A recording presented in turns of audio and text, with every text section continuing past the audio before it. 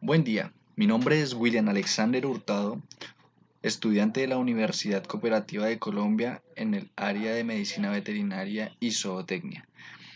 El día de hoy quiero realizar una exposición de mis pasantías durante el paso por la clínica Animalitos, con el propósito de exponer un caso clínico que me pareció bastante interesante, mostrar cuáles fueron las evidencias que se fueron tomando en el transcurso de su procedimiento y de esta manera poder mostrar cuál fue mi experiencia durante las pasantías. La Clínica Veterinaria Animalitos está ubicada en la calle 3116A 10 del barrio La Ceiba, en la ciudad de Villavicencio Meta. La Clínica Animalitos también cuenta con una fundación del nombre San Francisco de Asís. Esta se encuentra en la vereda de Buenavista. Como tal, su función es dar un hogar de paso a las mascotas que se encuentran en estado de calle. Además de esto, pues la clínica cuenta con veterinarios las 24 horas del día, prestan los servicios como tal de urgencias a los animales domésticos o de compañía, en este caso lo que son caninos y felinos. En ocasiones pues se atienden urgencias también de otro tipo de animales. La veterinaria pues como tal cuenta con servicios bastante amplios, en este caso en el área de imagenología, de laboratorio clínico, cuenta también con un quirófano en donde se realizan todos los procedimientos quirúrgicos cuando se requiere, cuenta con áreas de hospitalización de animales que se encuentran pues en estados críticos. Obviamente cuenta con sus consultorios clínicos y también posee un área de pet shop y área de baño. Realmente pues me propuse unos diferentes objetivos con el fin de mejorar ese tipo de falencias en las cuales consideraba que me faltaba adquirir más conocimiento.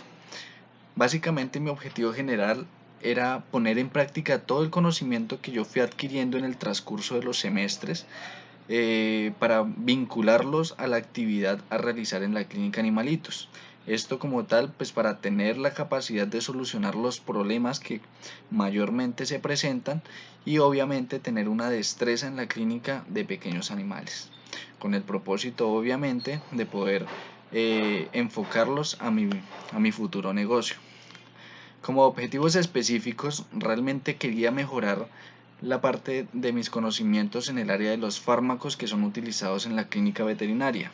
En este caso, pues en la clínica Animalitos, saber como tal cuáles eran sus dosis, indicaciones y contraindicaciones de cada uno de ellos. Otro objetivo como tal que me planteé fue identificar las enfermedades más comunes que llegan a la clínica, cuáles son los síntomas más comunes que se presentan en estas enfermedades y cuál es el posible tratamiento a instaurar para pues obviamente obtener una buena mejoría del paciente. Otro objetivo fue conocer los procedimientos quirúrgicos más comunes que llegan a la clínica Animalitos para asimismo aprender de ellos y a futuro poder realizarlos de la mejor manera en el negocio que pues desearía tener. Como marco teórico, tengo diferentes ítems. En esta parte pues entra lo que es el marco legal de una clínica veterinaria, en la cual pues enfoca los siguientes factores, como lo es la bioseguridad. La bioseguridad en la clínica, durante la pasantía pues era un poco estricta, básicamente por todo el proceso que se dio de la pandemia, por lo del COVID-19. Realmente desde el ingreso a la clínica tocaba realizar un protocolo de desinfección, en el cual pues utilizaba glutaraldehído antes de ingresar a las instalaciones para desinfectar lo que son zapatos, en ocasiones las prendas. Debía ingresar como tal con gorro, tapabocas, bata y gafas de protección. Además de esto tenía que desinfectarme bien las manos y llenar un registro de ingreso a la clínica tomándome la temperatura, tanto al ingreso, valga la redundancia, como al salir de la clínica. Otro tema era la protección personal, como nombré anteriormente. Siempre debía mantener una higiene de mis manos constantemente. Después de tratar cualquier paciente debía lavarme las manos, obviamente para evitar la transmisión de enfermedades y evitar como tal la afección también hacia mi parte. Debía como tal utilizar los el vestuario, los vestuarios ideales para estar en la clínica. En este caso lo que era la bata, una doble dotación, uniforme antifluidos, zapatos cerrados, guantes todo el tiempo, para evitar como tal de pronto la posibilidad de contagio también de la enfermedad del COVID-19. En cuanto a los formatos de la clínica, es muy importante tener en cuenta diferentes aspectos como lo son, digamos, las historias clínicas, ya que digamos en esta parte en ocasiones la mayoría de clínicas tiene la falencia de no llenar completamente la historia, y esto pues puede traer problemas a nivel legal, ya que pues en ocasiones los propietarios pueden presentar inconformidades con respecto a los tratamientos instaurados con los pacientes, o cuando no ven de pronto alguna mejoría puede llegar a tener uno problemas si uno no tiene en la historia clínica registrado todo lo que uno le informa a los propietarios y todo lo que uno realiza en el paciente.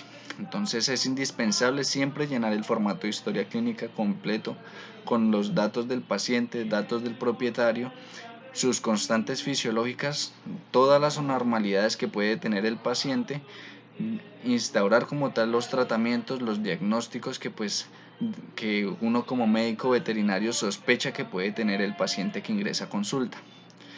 En cuanto a las instalaciones de la clínica, es muy importante tener todo bien dividido y con áreas con buenos espacios, ya que pues obviamente es el lugar en donde vamos a estar tratando constantemente pacientes, van a estar ingresando y saliendo propietarios, ya que pues ellos son los que nos informan sobre las anormalidades de nuestro paciente.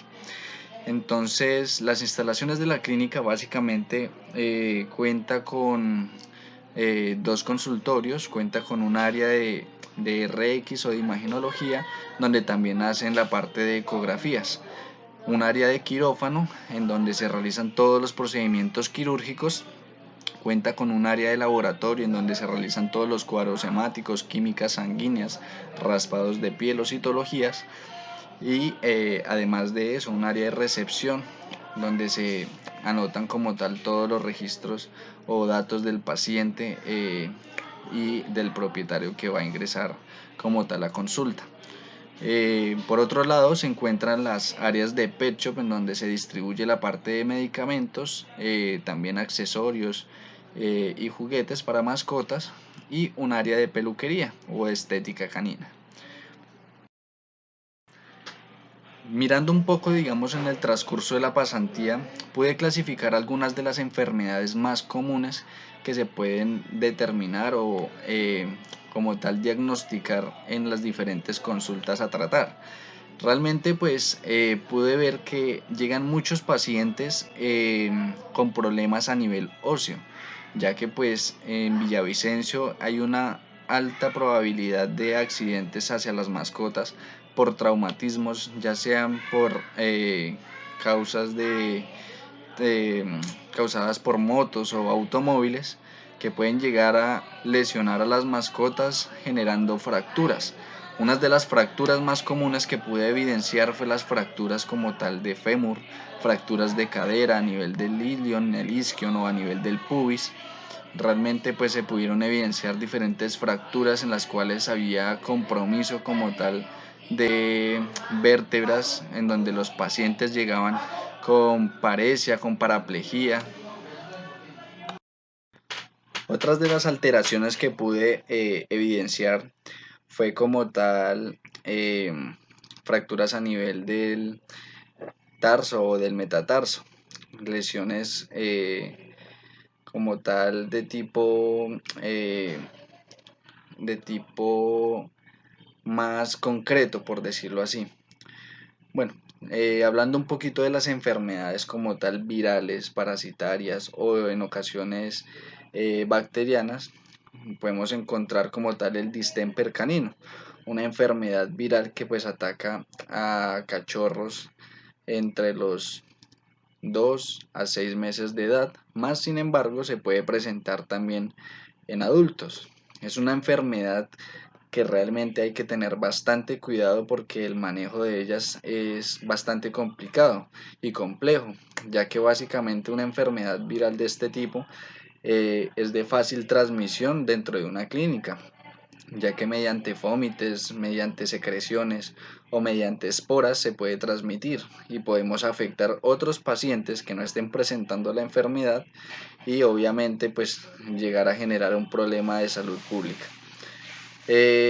Una enfermedad también muy común son los hemoparásitos. Los hemoparásitos en Villavicencio abundan, como lo son las garrapatas. En ocasiones encontramos la garrapata Ripicephalus sanguíneos o garrapatas como tal del bovino, las cuales se posan sobre los animales. Estos en su saliva poseen la bacteria como tal de la Ehrlichia canis. Esta pues ingresa como tal al sistema afectando realmente toda la parte de los glóbulos rojos. Hay una disminución de las plaquetas, genera anemias, los pacientes llegan con cuadros clínicos bastante complejos y realmente son de las enfermedades más comunes en la mayoría de clínicas. Realmente una recomendación sobre ello es poder tratar a tiempo la enfermedad y prevenirla más que todo. Hay hoy en día productos para prevenir, digamos, la presencia de las garrapatas y además de otros agentes como pulgas, ácaros. Entonces, digamos, la utilización de productos como el Bravecto, la Simparica, eh, son productos excelentes, la Nesgar, que tienen duraciones de un mes, de una liberación prolongada y nos protegen a nuestras mascotas de estas patologías. Em, Hay unos procesos que se pueden generar en las mascotas como la erupción intestinal. Es una patología como tal que se generan por problemas a nivel digestivo, en ocasiones por malos posicionamientos, digamos por hipermotilidad, se generan alteraciones a nivel gastrointestinal, generando como tal alteraciones a nivel del tracto gastrointestinal. Estos, pues como tal, las únicas correcciones en ocasiones son quirúrgicas y pues realmente hay una gran probabilidad, digamos, de que el paciente tenga problemas o secuelas de este tipo de patologías. Los piómetras en las perritas como tal que llegan a consulta son muy comunes, ya que en ocasiones pues la gente tiende a utilizar productos para evitar el embarazo en las mascotas y estos productos en ocasiones generan una alteración a nivel hormonal y se pueden desencadenar procesos de piómetra en ocasiones. Estos procesos también se dan por una infección bacteriana a nivel del conducto reproductivo o del tracto reproductivo. Entonces, como tal, hay bacterias que migran a nivel uterino generando como tal contenido de pus en este lugar.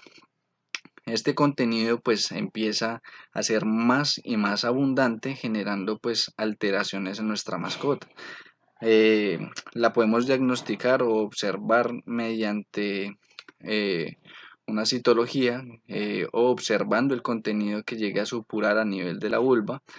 En ocasiones utilizamos como tal la ecografía para confirmar el diagnóstico y observar efectivamente la presencia de pus o de algún contenido anormal a nivel del útero.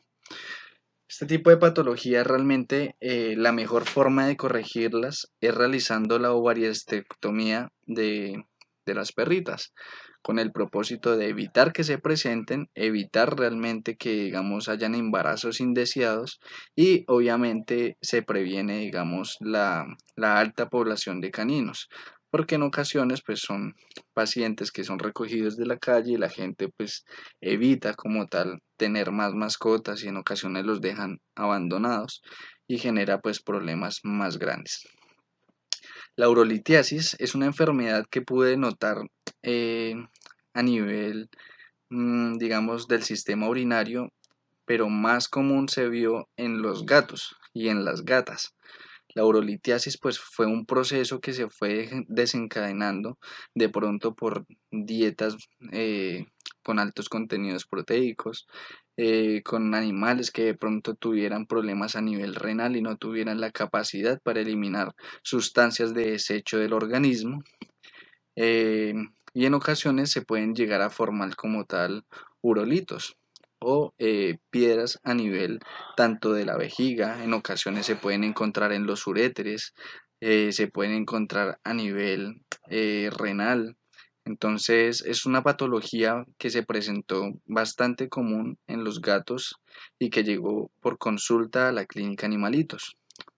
Llegaban pacientes con sangrados urinarios, con vejigas pletóricas, inflamadas. Realmente pues es una patología en la cual debemos tener mucho cuidado y prestar mucha atención en los signos clínicos que presentan los pacientes. El parvovirus pues fue una patología que también pude ver eh, que llegaban constantemente a la clínica. El parvovirus pues es un agente que afecta como tal a nivel de la mucosa gastrointestinal, afectando como tal las vellosidades. Los signos clínicos más comunes de esta enfermedad básicamente son la presentación de diarreas sanguinolentas y malolientes, también de vómitos sanguinolentos con un olor característico. En ocasiones, pues en un cuadro hemático se puede evidenciar un aumento de la línea de blancos, o en ocasiones puede haber disminución dependiendo del sistema inmunológico de nuestro animal y la afectación ya del cuadro clínico. Lo más común es encontrar como tal anemias, ya sean de tipo regenerativas o regenerativas, dependiendo del tiempo de evolución de la enfermedad, ya que se encuentran pues grandes pérdidas sanguíneas. El nivel de plaquetas también se encuentra disminuido en los casos de parvovirosis. Lo recomendado en estos casos básicamente es realizar una hidratación constante del paciente, reponer todos los líquidos perdidos por las diarreas, utilizar antibióticos y empezar a tratar sintomatología del paciente. Tratar los vómitos, se puede tratar un poco lo que es la parte de la diarrea y empezar a observar, digamos, si el paciente tiene mejoría o no la tiene. Utilizamos protectores gástricos para evitar como tal el daño a nivel de la mucosa y evitar como tal ese sangrado excesivo que se presenta. Estas son algunas de las enfermedades que se pudieron observar durante consultas médicas en la clínica Animalitos. Siguiendo a pues me llegó un caso clínico por consulta. Inicialmente pues era una paciente labradora de nombre Lucy. El propietario pues me reporta que hace meses atrás tenía una masa a nivel del tórax derecho que era de pequeño tamaño. En el transcurso del tiempo esta fue aumentando, llegando casi de un tamaño aproximado de 12 centímetros de largo y de 10 centímetros de ancho. Entonces, bueno, se tomó como tal esta anamnesis y se empezó a hacer un examen físico del paciente.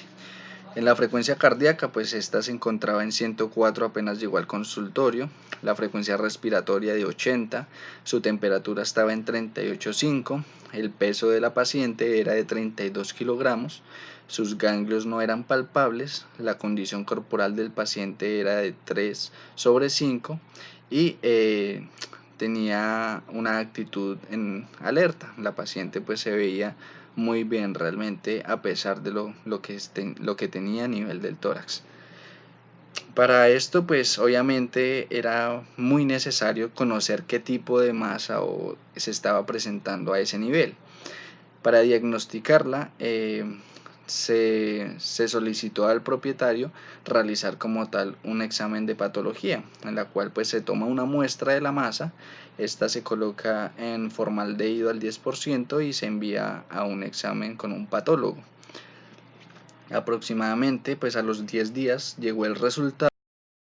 Se evidenció lo siguiente: el resultado pues de la muestra que se recibió en los hallazgos histopatológicos fueron compatibles con un tumor de células redondas. Se sugiere clasificarlo como un mastocitoma de bajo grado, en este caso fue de grado 1. Los mastocitomas pues son una patología que se presenta en diferentes razas como el labrador, French Poodle, se presenta también en los Bull Terrier, Bulldog, en ocasiones en pastores alemanes. Realmente pues tienen una amplia gama, digamos, de razas en la cual se puede presentar.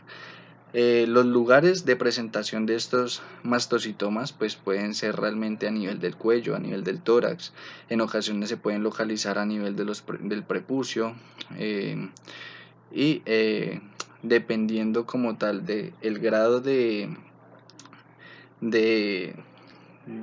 digamos, de afectación que pues genera a nivel del paciente, pues este puede ser tanto con características de metástasis o de que no puede presentarla en ocasiones. En este caso como tal era un tumor de tipo maligno, el cual pues al ser grado 1 aún no había generado metástasis, más sin embargo era recomendable realizar otro tipo de exámenes para descartar que de pronto exista este tipo de proceso. Según las recomendaciones del patólogo, dice que para los mastocitomas se recomienda revisar periódicamente al paciente para obviamente ver que no haya metástasis o que haya de pronto la aparición de una nueva masa a otro nivel del cuerpo. Se dice que cuando hace metástasis afecta más que todo a los ganglios linfáticos regionales y en ocasiones también pues puede haber metástasis en el vaso o en gravedad con difícil pues presentación a nivel pulmonar.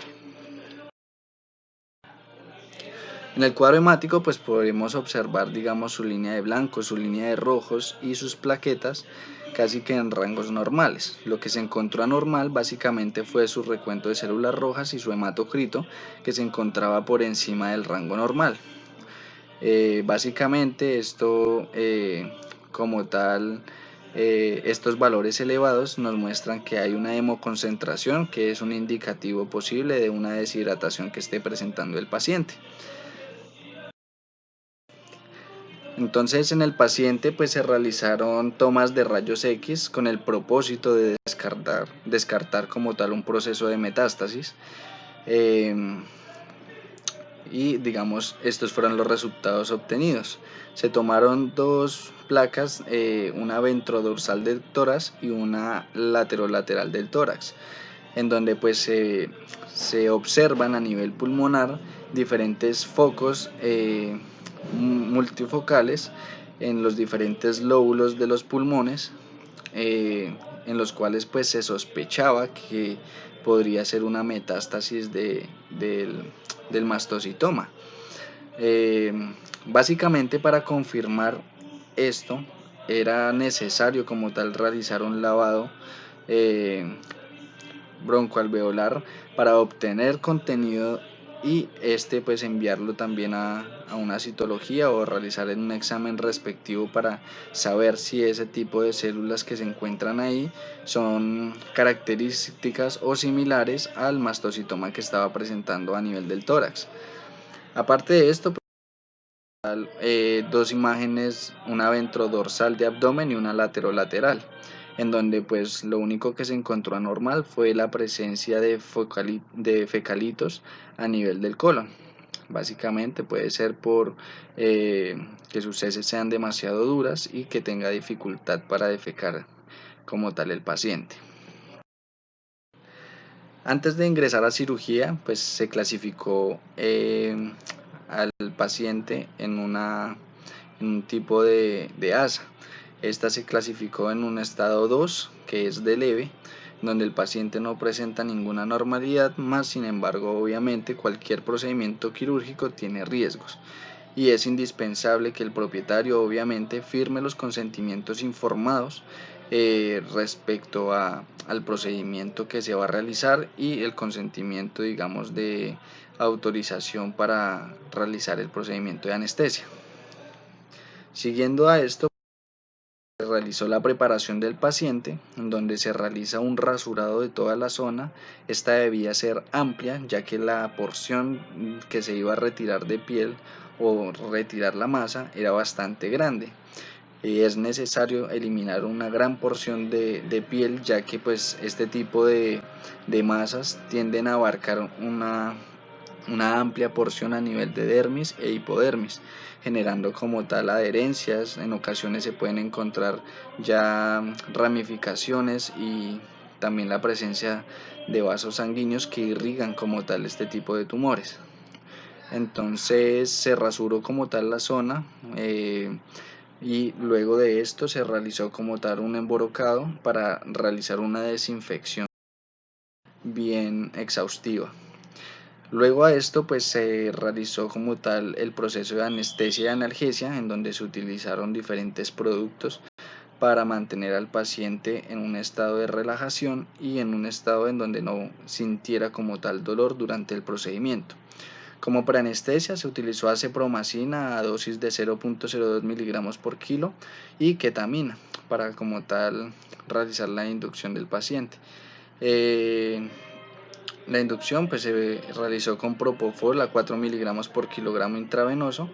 El mantenimiento se realizó con propofol a 0.4 miligramos por kilo minuto, y todas estas medicaciones obviamente fueron vía intravenosa. Se realizó una anestesia local con roxicaína, se aplicaron 10 ml distribuidos alrededor de la masa con el fin de evitar pues dolor a nivel de la piel o mediante, digamos, para que no sintiera dolor durante el procedimiento. Como analgésicos se utilizó tramadol a 2 miligramos por kilogramo, pues para que no sintiera como tal dolor durante el proceso y después de que despertara. Aquí en estas imágenes podemos ver, digamos, el proceso de emborocado. Ya el paciente estaba anestesiado. Se realizó como tal la antisepsia de la zona para poder incidir y evitar de pronto la entrada de algún agente bacteriano. En estas imágenes ya podemos observar el abordaje quirúrgico, donde mediante un electrobisturí se fue delimitando la zona que pues se iba a retirar y realizando como tal la hemostasis de los diferentes vasos que se encontraban irrigando esta masa. Podemos observar, digamos, que siempre el campo operatorio era bastante amplio y la porción de piel que se iba a retirar era bastante grande. Ya en estas imágenes podemos ver el tamaño de la masa que se retiró, tanto hacia la parte lateral, hacia los laterales, como hacia la parte interna del músculo.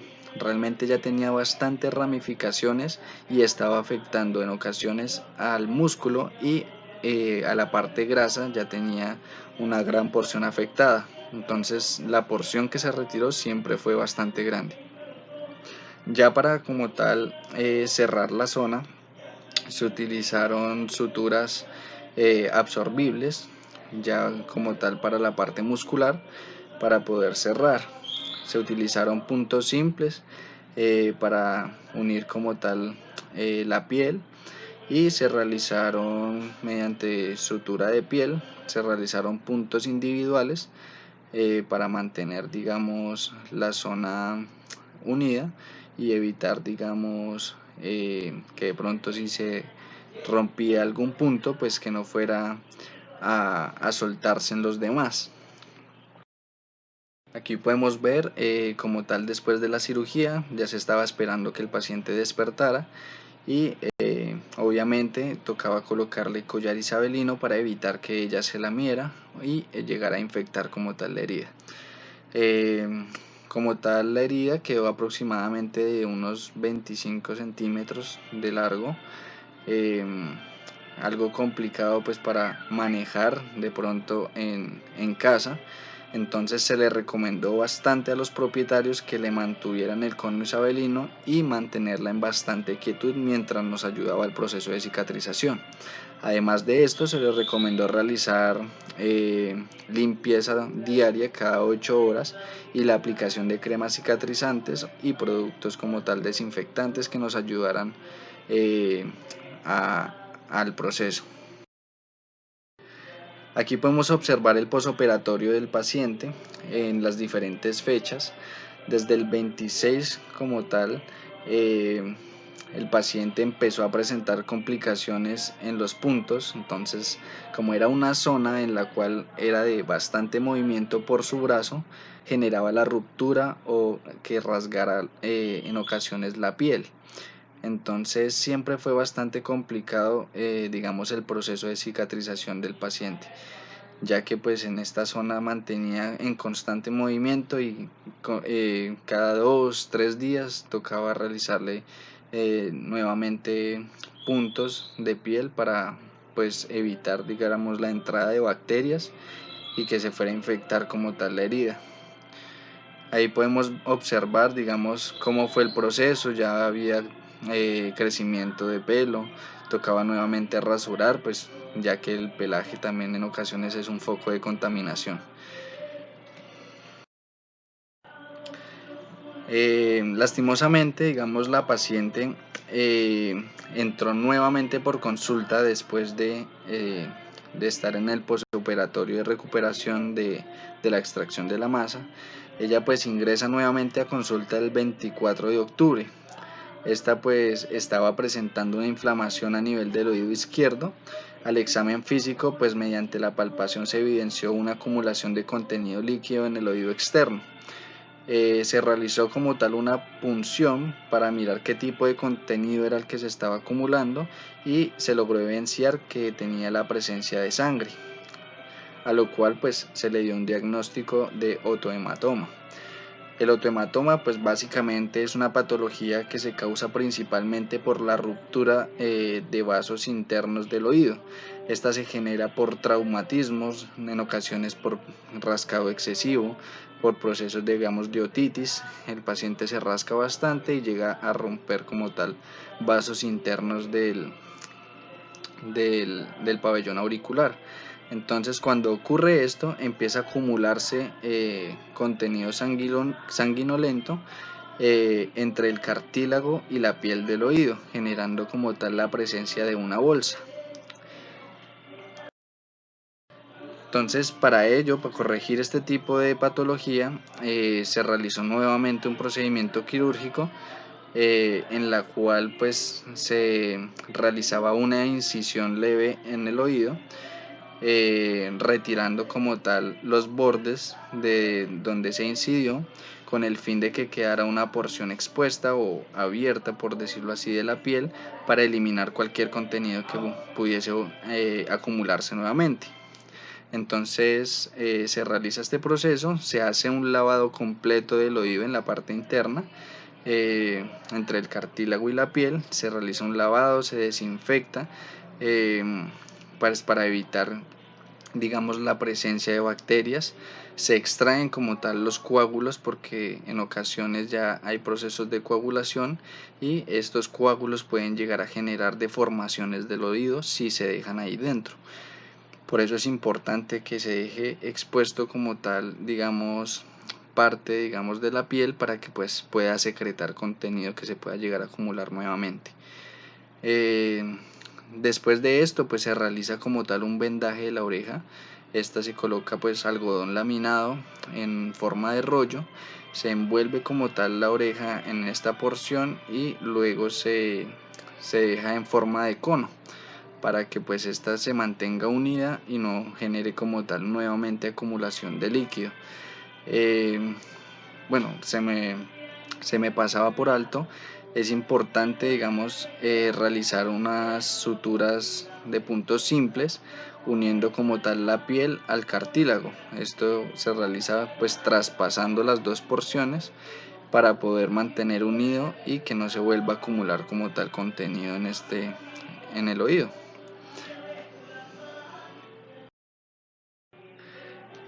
El segundo procedimiento que se realizó como tal fue nuevamente la corrección de la herida que estaba presentando anteriormente de la extracción de la masa. Como no cicatrizaba, básicamente duró un mes en proceso de toma de puntos, de limpiezas, de lavados, para evitar como tal la contaminación. Entonces se logró evidenciar que posiblemente había la presencia de células del mastocitoma y estas no permitían que hubiera un buen proceso de cicatrización.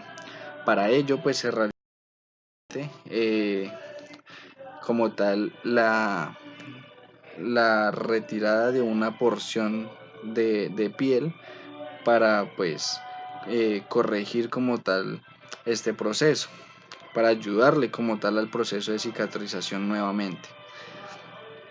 La medicación posoperatoria que se instauró en el paciente fue básicamente medicación para el dolor, antiinflamatorios y antibióticos, obviamente para prevenir procesos de infecciones que se pueden generar tanto en calle o en casa o en el quirófano mismo. Entonces se utilizó tramadol, una solución inyectable de 50 miligramos a dosis de 2 miligramos por kilo. Se usó ketoprofeno, una solución inyectable al 1% a dosis de 2 miligramos por kilogramo. Como antibiótico se utilizó pentamicin, 1 ml por cada 10 a 20 kilogramos. Esta se manejó cada 24 horas durante 2 días y después se siguió con medicación de ampicilina más sulbactam a dosis de 25 miligramos por kilogramo.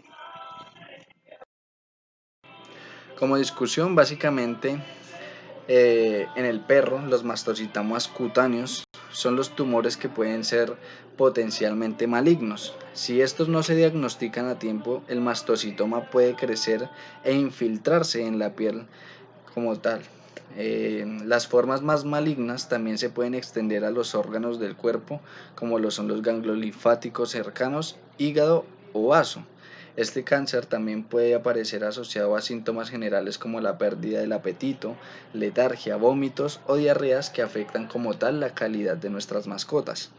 Estos síntomas aparecen cuando las células serosas que se liberan en el animal eh, obviamente secretan sustancias químicas que albergan en su interior y estas empiezan a presentar como tal las patologías. Y hablando del otohematoma, como nombraba anteriormente, este pues se constituye de sangre líquida, coágulos y suero, que en el transcurso del tiempo pues los coágulos van a generar engrosamiento y deformaciones. Evita como tal el proceso cicatrizante y genera un prurito excesivo y además de esto bastante dolor en el paciente.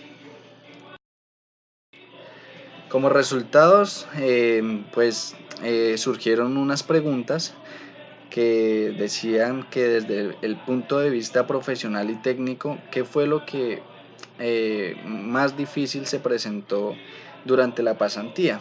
Básicamente para mí eh, algo difícil fue poder manejar pacientes en estado crítico. Pacientes que pues ingresaban a consulta por procesos de intoxicaciones, que llegaban convulsivos, con problemas ya de tipo más complejo. No sabía o no tenía, digamos, la capacidad para abordar estos pacientes de forma rápida, pues obviamente para salvaguardar la vida del paciente. En ocasiones, enfermedades virales se me complicaba de pronto diagnosticarlas sin una prueba de laboratorio, ya que en ocasiones pues son indispensables realizarlas y asimismo uno puede abordar a los pacientes. También considero que pues hay que tener un amplio conocimiento en el manejo de los pacientes, sabiendo utilizar los diferentes fármacos, ya que la utilización de fármacos que no necesita el paciente puede llegar a alterar como tal la presentación de los síntomas clínicos y puede empeorar el cuadro del paciente. Otra dificultad para mí realmente en el momento de la consulta es complicado manejar a los propietarios y en ocasiones a los pacientes de forma rápida, ya que pues como llegan casos constantemente y mantiene la clínica bastante llena, realmente pues es algo complejo, algo difícil realizar un análisis más a fondo de cada paciente para poder realmente dar con un diagnóstico más preciso y evitar cometer errores. Otra dificultad fue realmente la lectura de imágenes diagnósticas. Se me pareció un poco complejo poder leer digamos las imágenes de rayos X o poder interpretar las ecografías en donde uno encontraba patologías y pues obviamente uno no sabía, o en mi caso no sabía, cómo compararlos con lo normal y cómo poder ver lo anormal. Desde el punto de vista profesional y técnico, ¿cuál cree que fue el aporte con mayor impacto al lugar de la pasantía? Básicamente, mi aporte a la clínica fue poder llevar pacientes externos al lugar como tal, en donde pues se ingresaban por consultas, en ocasiones se ingresaban también para cirugías, ya sean para variestrectomías, para la extracción de masas.